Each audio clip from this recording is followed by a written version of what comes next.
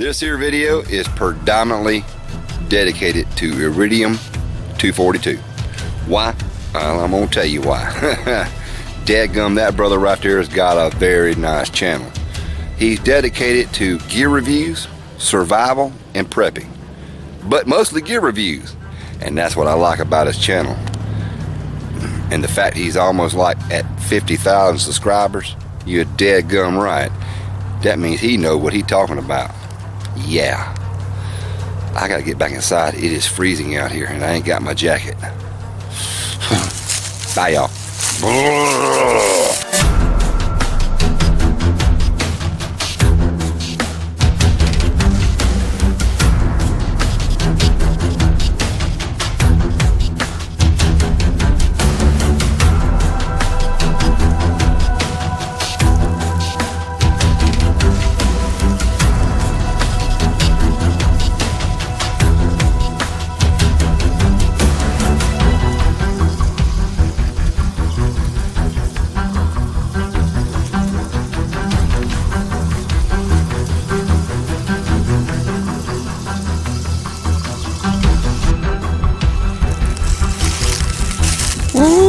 Man, I know you seen the sunlight there, but I tell you what, dadgum, man, it was cold out here in Mississippi this morning.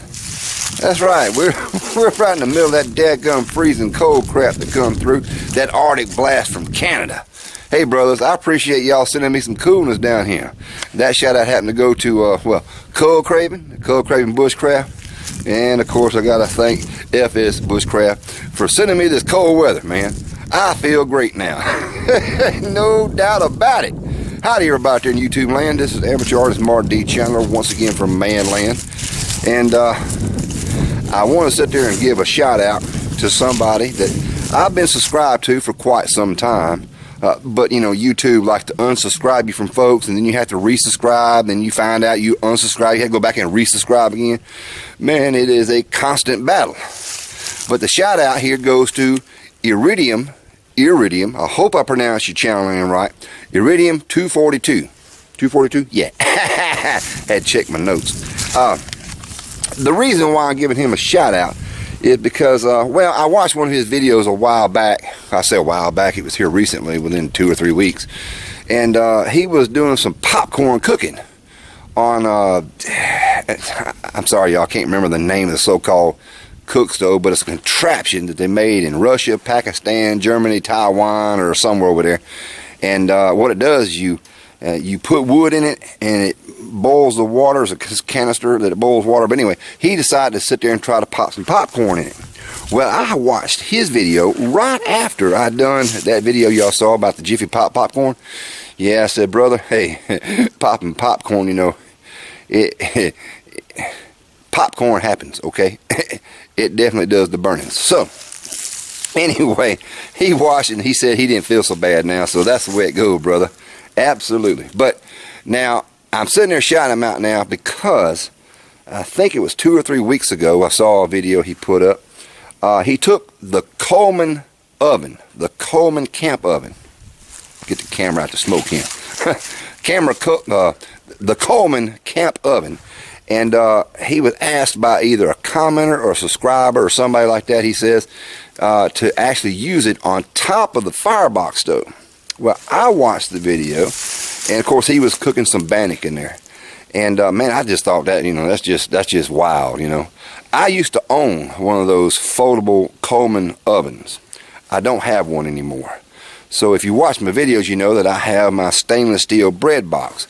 But anyway, watching that video, I just got inspired to come out here and to do a little bit of a cooking deal here on top of wood. Now, y'all seen this contraption here before. This is my makeshift put together, not set in concrete just yet.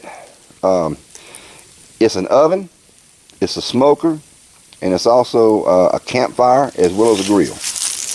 And it's made out of brick that we found here at Wee Wee World. Brick, block, you name it. All the daggum junk and trash that goes along with it. Threw it all together. Like I say, nothing is set in concrete yet or mortar. It's just all stacked. And I have been out here early this morning with twigs and stuff from around the manland camp yard, especially over there in the ditch on the next to the road. Big old limb fell over in there, got a lot of dry wood, and we took it and we put it in here. And of course, with all this daggum cold weather, along with the rain that we had, all the wood was wet. So it took me a while to build some coals up, but now I've actually got some cooking wood in there. Yep, and I keep it over here in this area, and that's Wee Wee's balls there for her ball tree she's working on. This is a covered deal right here, and this is partial oak, and on that side over there is wood from back here in Wee Wee's yard. There's a crabapple tree back in there that we cut limbs off of, and it's been sitting out here, ooh, a good 8 months or so at least. And so I've got that in there, and it burns dadgum good and hot. So what I'm going to do, this is going to be a little long video because I haven't posted a long video in a while. I'm going to take that stainless steel bread box, we're going to set it up on this here contraption, and we're going to actually cook some meat in it. Yeah, I cooked some meat in it before, but I just got inspired. I just wanted to do it. Yeah, instead of baking bread or biscuits or something like that, yeah, let's just throw some, how about a leg quarter? Yeah, a leg quarter sounds good to me right now. Of course, now I do have some small riblets, pork riblets in the house thawing out. But I figured, I'll throw me a leg quarter on there right quick. See how this thing here works. Now, before I actually put it there on the wood, because all that smoke is in the way, I want to give you a little glimpse over here. Y'all may not have seen this. You may have missed it in the videos I've done. But all it is a stainless steel bread box that I salvaged. It had a rubber gasket in here to help keep it sealed, so-called. But it had several little holes in there. I guess it keeps it from, you know, for the bread to keep from molding and lost airflow or whatever. Now this thermometer right here, that came off an old barbecue grill. It's not part of it, it's one I added. And y'all know about these thermometers. You know, they work when they're new. Do they work later on? Who knows. I think this one here still does work. And all we did to modify, like I say, is to rubber this door right here. We removed that rubber gasket in there. I drilled some holes with some quick screws. Had me a rack, and I got the back of the rack hanging in the back there with some type of S-hooks that I drilled holes in. That's just to hold the rack in place. And to close the lid, you just close it. And I say now, you know, this is not foldable, it's not backpackable. This is more or less car or truck camping, as I like to say it. And I use it a lot here at Manland because it's a lot of daggone fun. But we're going to take that puppy and put it on that puppy, and we're going to try to cook us a leg quarter in it, which I have no doubt that it's going to work. It will work, no doubts. But I'm just doing this video here for Iridium242 because I wish I had another one of those foldable Coleman stoves, because I used to have one back in the day and I really did enjoy it. But since the process of moving and going back and forth and, you know, going through a divorce and then remarrying and all this kind of stuff, you know what I'm saying, and I eventually lost it. So I'm just now actually getting back into my cast iron collection. But anyway, long story short, this is what I came up with as my substitute, because back in the day with wife number one, during that time, that era, I actually took a mailbox and made an oven out of it and put it on a campfire. And it worked dadgum well too. But it wasn't stainless steel. Not like this puppy. The stainless steel bread box oven. Let me get it on the fire and get that leg quarter out, chimp. Now the only modification I got to do to my brick setup here, this is the reason why I haven't put it in mortar. I haven't made it permanent, because it's adaptable. You can take apart and reconfigure as you need. And the only modification I got to make right now is this piece right here. Gonna remove that. That's it, we're done. Now I've got an access port here to stoke my wood in there. And if you see the little pieces of rust and things of that right there, you know, that little nature, that little gnarly black pieces on there, on that stainless steel, well, that's because I've been using it. And even though something says it's stainless steel, it don't mean that it's high quality stainless steel. I mean, this bread box would probably remain shiny and pretty forever if we hadn't been using it for an oven. Stainless steel, what that does, it means it won't rust that easy. And this one here is held up for quite some time. I just set that thing on there like, I don't know, maybe a minute. And yeah, our temperature gauge is actually starting to move up already. So that lets me know that this thing is heating up and heating up properly. Got the drawer opened. Hey, we're missing something. Yeah, that's right, the leg quarter. Let me go get that leg quarter right quick. Woo-wee! I don't know if you see that smoke right there, but this thing here, according to that thermometer, is almost 450 degrees. That's pretty daggum hot inside that there oven. That is, of course, if the thermometer is correct. So, what we got right here? Oh yeah, we went ahead and got it. We got us a leg quarter. Yeah, chicken baby. Now that apparatus you see it contained therein is a piece of cast iron that my brother Bone of Bones Yard gave me, and it is a bio classic. I can't do this. Doing all this handheld. Yeah, this is a bread pan. They call it cast iron bread pan, but as I like to refer to it, a dadgum good meatloaf pan. Now what we got in here? Leg quarter, like I said. This is frozen, still frozen. It took me like 2 hours to try to get this thing thawed out. Well, all we did was just get it separated. So it's pretty daggum solid, man. It's a solid piece. Gonna be a good test here for this apparatus. Now in the pan, all I did was put me some vegetable oil in here, and I'm gonna rub it down on this here chicken. But we're gonna throw this thing inside that there stainless steel oven. So I'm trying to do this all-handed with a handheld camera here. Now we're gonna raise the lid. We're gonna set this here cast iron uncovered, not covered, uncovered, inside that there oven. Close the lid, and I'm gonna sit there and put another piece of wood underneath it and keep this thing heated up. See the temperature done dropped down to about 400 there, almost 400, just having that door open. Yeah, well, I won't bore you with the details, but you notice that one thing, I do not have any seasoning on that chicken. There is no salt, no pepper, has not been marinated. It is a straight piece of frozen leg quarter. Do you know why? See all that smoke coming off that campfire? I want to test something, and that's why I'm shooting this here video for myself. I want to see how much smoke flavor gets into that chicken in this oven mode.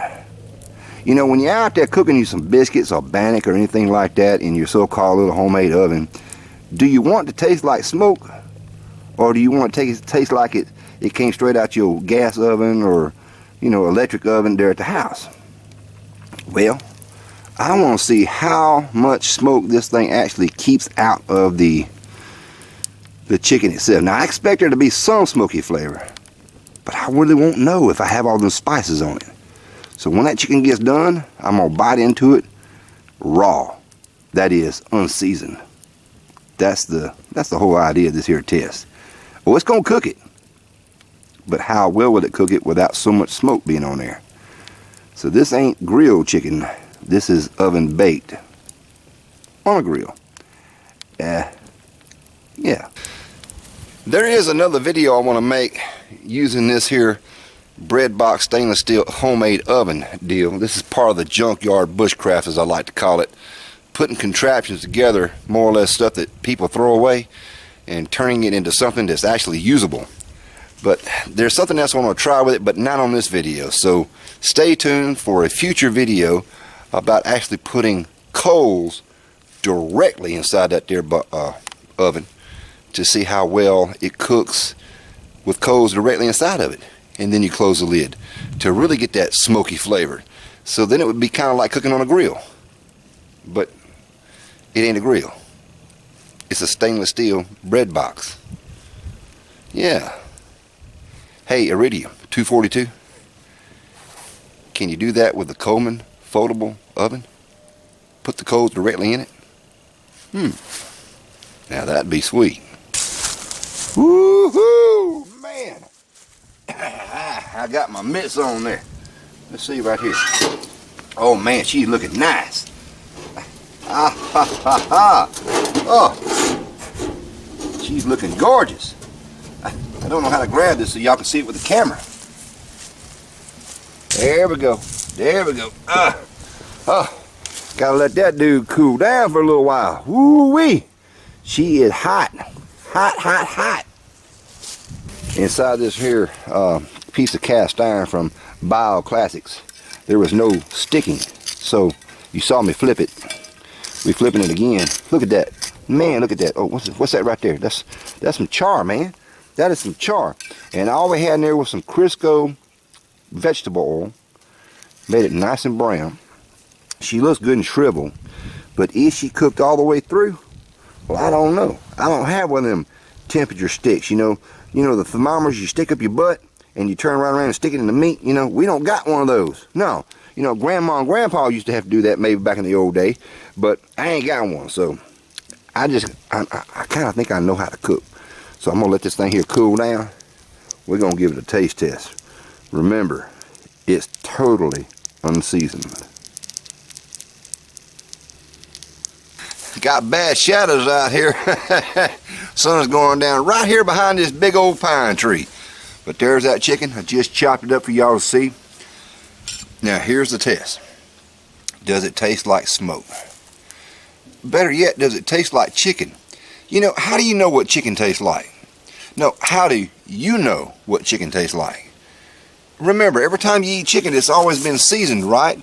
It's got some barbecue sauce, got butter, some type of marinade on it. It's got something that gives it flavor. You ever cooked a piece of chicken just totally raw? Well, I have. And I think I know what chicken tastes like. At least I think I do. The only thing on this chicken was some vegetable oil. Crisco brand. Just a little bit to keep it from sticking. No salt, no pepper, no garlic, no barbecue.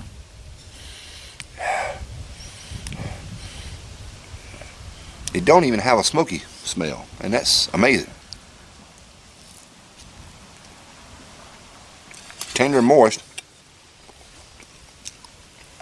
The outside is a little bit dry, but really crispy, especially that there skin. Hold on, let me get this piece here off. I want y'all to hear the crunch. Let this car go by. What happens when you shoot videos here at your house and, you know, instead of 10,000 miles out there in the middle of nowhere in the wilderness with her, the only thing you can hear is maybe a rabbit taking a poop. Here we go.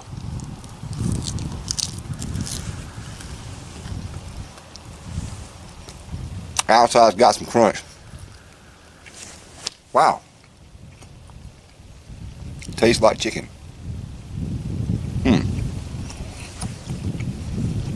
If there is any smoke flavor here, I can't taste it. Maybe a subtle amount. Very little. Man, yeah. No salt required.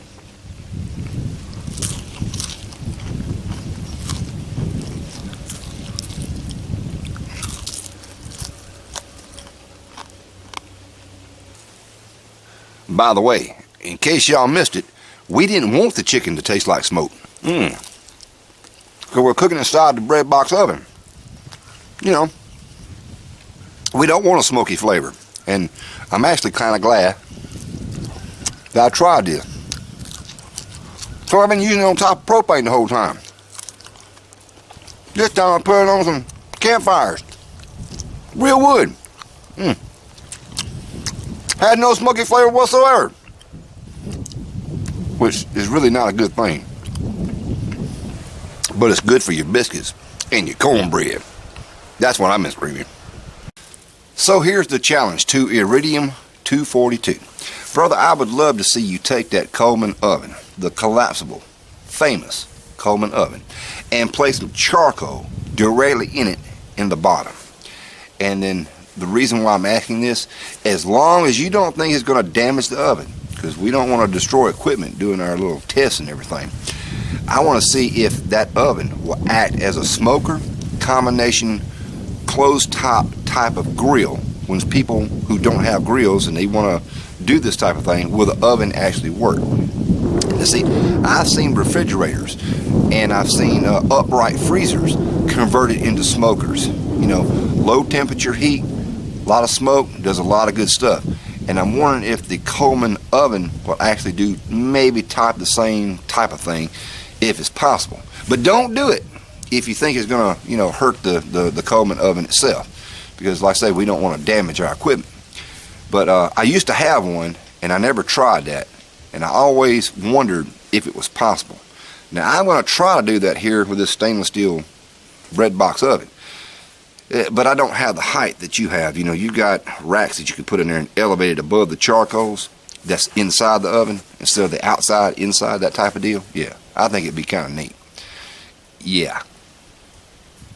Miss Reese, was it good?